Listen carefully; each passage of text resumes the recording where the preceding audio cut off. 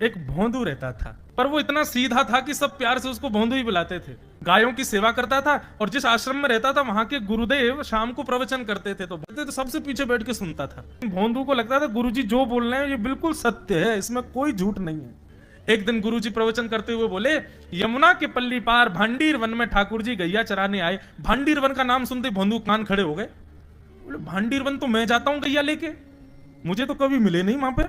अरे मुंह में ही कमी होगी, मुंह में ही सामर्थ्य नहीं होगी उनको देखवे कि मैं ही नहीं देख पाए होंगे, वो तो आते होंगे वहां पे, मुझे ना दिखे होंगे। भोंदू ने पहली बार जिज्ञासा करी, गुरुदेव ठाकुर जी दिखते कैसे हैं? तो गुरुदेव भी हंस गया, अच्छा भोंदू पूछ रहा है, बैठ जाओ बताते हैं। मोर मुकुट पहनते हैं ठाकुर जी, और बोले दो कान हैं लेकिन कुंडल एक ही पहनते हैं। ठाकुर जी ऐसे पुष्प तोड़ के कान के ऊपर लगा लेते हैं, दोनों कानों में एक ही कुंडल को फेर फेर के पहनते। ठाकुर जी पीली पीतांबरी, ऐसी ठाकुर जी पीली पहनते, पीली पीतांबरी। माला कैसी पहनते हैं? आती है। ठाकुर जी ऐसी पहनते हैं पूरी पैरों तक जाए।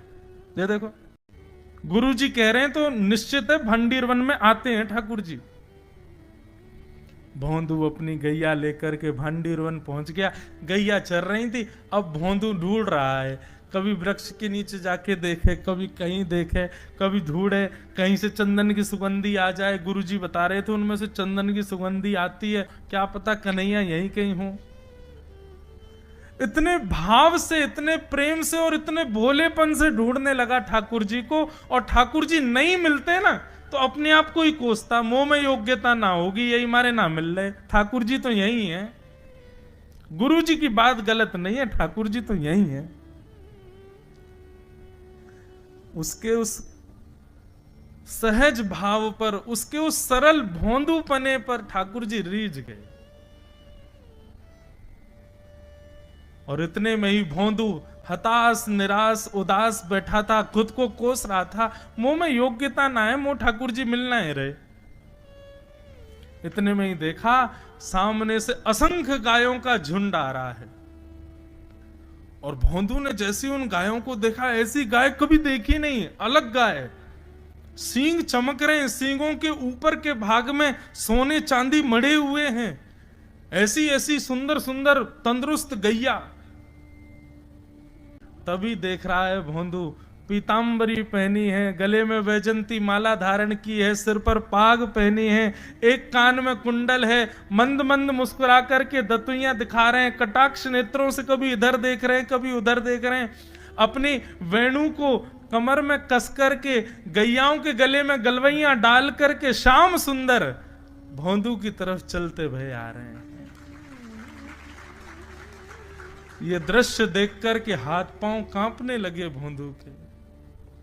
उसको लगा मेरे पास तो आएंगे ही नहीं, है वहीं से मुड़ जाएंगे, अब मैं उनके पास जाके उनको असहज नहीं करूंगा, यहीं से देख लूं, यहीं से प्रणाम कर लूं।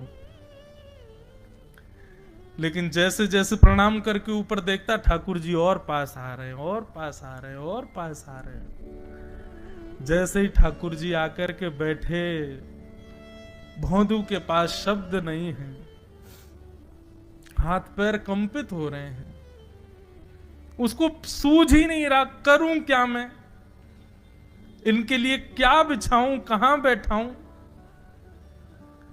ठाकुर जी ने अपने आप ही भोंदू के गले में हाथ डाली, अरे तेरा नाम कहा है?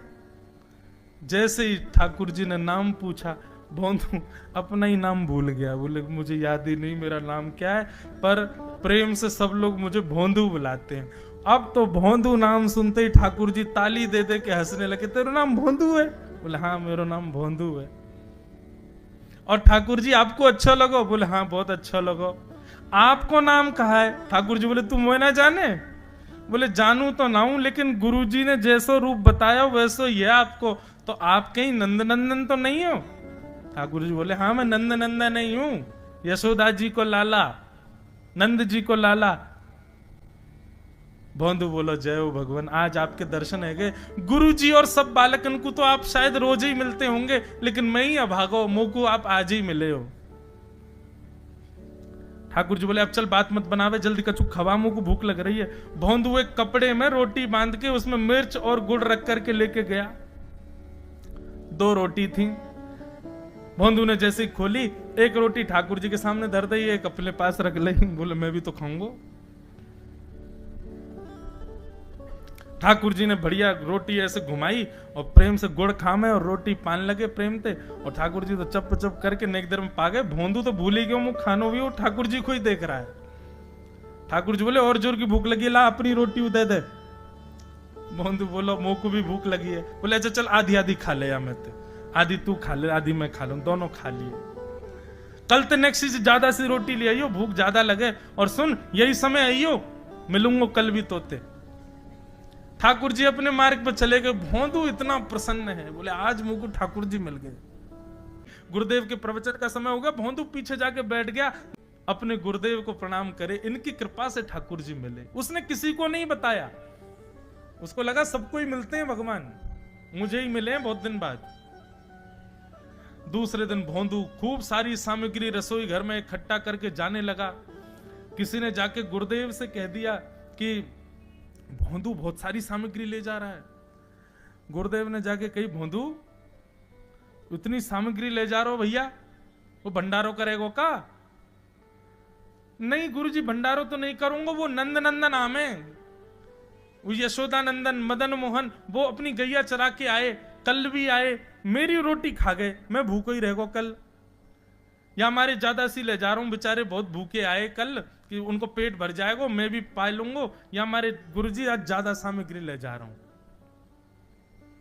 गुरुदेव ने मन में सोचा ये बात कोई और कहे तो अविश्वास किया जा सकता है, लेकिन भोंदू झूठ नहीं बोलता। भोंदू कभी झूठ नहीं बोलता, भोंदू की बात पर विश्वास करना ही पड़ेगा। गुरुदेव बोले सुन सुन ठाकुर जी आए थे? बोले हाँ। अच्छा उनका रूप कैसा था? जैसा रूप आपने बताया था ना गुरुजी, बिल्कुल वैसा, ऐसे कटाक्ष नेत्र, मोती जैसे दांत, ठाकुर जी की मुस्कान ऐसी, पाग ऐसी, कान ऐसे। गुरुदेव के तो नेत्र बंद हो गए, वे सब अनुभव करने लगे। लेकिन गुरुदेव बोले रूप कैसा भी बता दे, चरण यदि इसने बता दिए तो मैं मान जाऊंगा कि ठाकुर जी थे। अच्छा तूने चरण देखे? बोले हाँ गुरुजी मैंने चरण देखे। चरण कैसे थे? ठाकुर जी के चरण जब वो चल करके आगे बढ़ते हैं ना तो चिन्ह बन जाते हैं। कहीं ध्वजा बनी थी, कहीं शंख बना था, कहीं कुछ बना था, और उनके जो नखून है ना उनमें से ऐसा लगता है मानो जैसे कोमल का पराग हो, कमल का पराग हो। और चरणों का रंग कैसा, जैसे मानो जैसे गुरुदेव कमल होता है ना, कमल की आकृति, ऐसे ठाकुर जी के चरण। जब चरण का यथावत वर्णन भोंदू ने कर दिया, गुरुदेव समझ गए, बोले निश्चित ठाकुर जी आते। नहीं तो भोंदू कहां जाने, इतनी बुद्धि नहीं है उस पे कि वो इतना सब कुछ ढूंढ धाड़ के मुझे बताए। भोंदू एक काम करेगा? बोले हाँ। ठाकुर जी आएंगे तो तेरे सखा बन गए? बोले हाँ। तो उनको लेकर के आश्रम आ जा, यहां पे आ जा। भोंदू बोला कि इतने योग्य बालक हैं, लेकिन ठाकुर जी ने किसी से नहीं कही, मुझसे कही है। अगर मैंने ये काम नहीं किया तो मेरा जीवन व्यर्थ है। भोंदू को लगा ठाकुर जी सबसे ही मिलते हैं, गुरु जी किसी से भी कह के बुलवा लेते, मुझको काम दिया। भोंदू ने तो उसको अपने हृदय में ले लिया, अब ये काम मुझे करना है। बोले गुरु जी मैं वचन दे के जा रहा हूं, ठाकुर जी को मैं लेके आऊंगा। जा बेटा। भोंदू वन में चला गया। अब तो उसको मिलने की भी एक्साइटमेंट नहीं है और कोई उसके मन में भाव ही नहीं है, उसको ये है बस ठाकुर जी को मैं ले जाऊं। जाकर के बैठा, ठाकुर जी अपनी गैया चराते भये, ठाकुर जी आए, रूप देख करके फिर से भावुक हो गया भोंदू। ठाकुर जी आकर के बैठ गए, बोले चल जल्दी निकाल रोटी, भूख लगी है मुंह को। भोंदू सजाता जा रहा है थाली, ठाकुर जी को देता जा रहा है। बोले जय जय एक प्रार्थना करूं? बोले करो। आप मेरे संग मेरे सखाओ ना आप? बोले हाँ तेरो सखाऊं तो मेरी बात मानोगे? बोले कहा आप मेरे संग आश्रम चलो गुरु जी के पास। ठाकुर जी रोटी पाते जा रहे, ठाकुर जी ने अनसुनी कर दी बात। बोले जय जय कछु कहो ना, आप चलोगे ना? ठाकुर जी बोले हम तेरे सखा हैं, तेरे गुरु जी के सखा नहीं है। तू मोते मिल, तू मेरे संग खा, तू मेरे संग रहे, तू कछु कर, तो कुछ सब अधिकार है, लेकिन ये हम गुरु जी ते मिल बातें मिल ये सब हम नहीं करेंगे। हम बस तेरे सखाएं तो ही जाने और कोई ना जाने। ए जय जय ऐसे मत कहो ना, वे नहीं बताते तो मैं तो आपको देख ही नहीं पाता, मैं तो आपको जानता ही ना हूं। उनने ही तो मुझको बताई कि आप भांडीर बनाते हो, आपका रूप ऐसा है। उनने कृपा करके मुंह को आपसे मिलवाए हो, वही हमारी मित्रता के मूल आधार है, उनसे तो मिलवे चलो ना। ठाकुर जी बोले देख ज्यादा जिद मत करे, हमने तो उसे एक बार कह दी हम नहीं जाएंगे नहीं जाएंगे नहीं जाएंगे। ठाकुर जी रोटी पा रहे थे तो भोंदू ने हाथ से रोटी और छनाई बोली ये भी दो, ये भी गुरु जी की है, लाओ ये मिर्च गुड़ सब दो, ये सब गुरु जी को, ये भी मत खाओ। और सुनो, यदि हमारे गुरु जी से आपको प्रेम नहीं है तो हमको आपसे प्रेम नहीं है। कल ते अपनी गैयान को लेकर कहीं और चरावे जाओ, होंगे तुम नंदन अपने गांव के, मेरे गुरु जी के पास नहीं जाओगे। और सुनो, ये मुंह में जो रोटी रखी यू को उगल ले आओ, ये भी गुरु जी की रसोई में बनी है, हमारे गुरु जी से नहीं मिलेंगे। ठाकुर जी बोले अरे भोंदू ने रुक तो, नहीं नहीं नहीं अब तो मैं सुनूंगा ही नहीं, आपने ऐसे कैसे कह दी नहीं जाएंगे, 3 बार नहीं जाएंगे नहीं जाएंगे। और ये भांडीरवन मेरो है, मैं यहां गैया चरावे आऊं, कल से अगर तुम और तुम्हारी गैया दिख गई मुंह को तो तुम्हारी गैयान को लेके मैं चलो जाऊंगा आश्रम, फिर तुम्हारी मैया बाबा तुमको मारेंगे।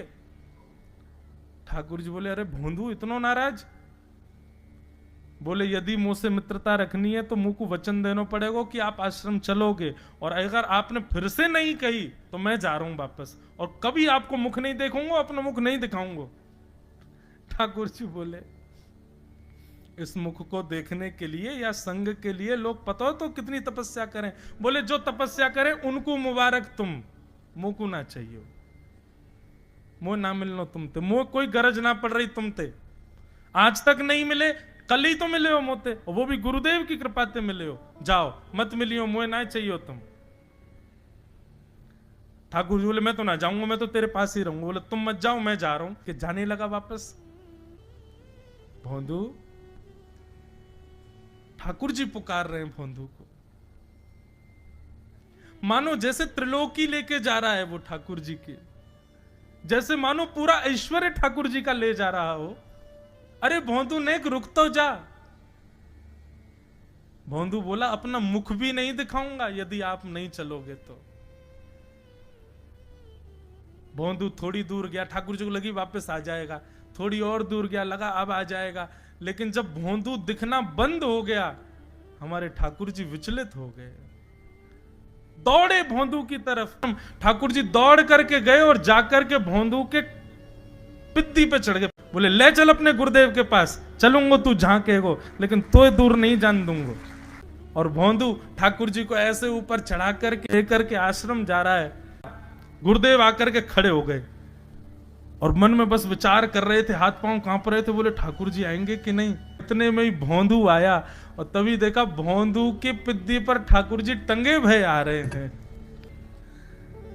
आज गुरुदेव ने जाकर के पहले भोंदू को प्रणाम किया, बोले जय हो, धन्य है तू। इतनी तपस्या की, इतना भजन किया, घर परिवार त्याग दिया, वैराग्य त्याग सब हमारे जीवन में, तब भी ठाकुर जी नहीं मिले।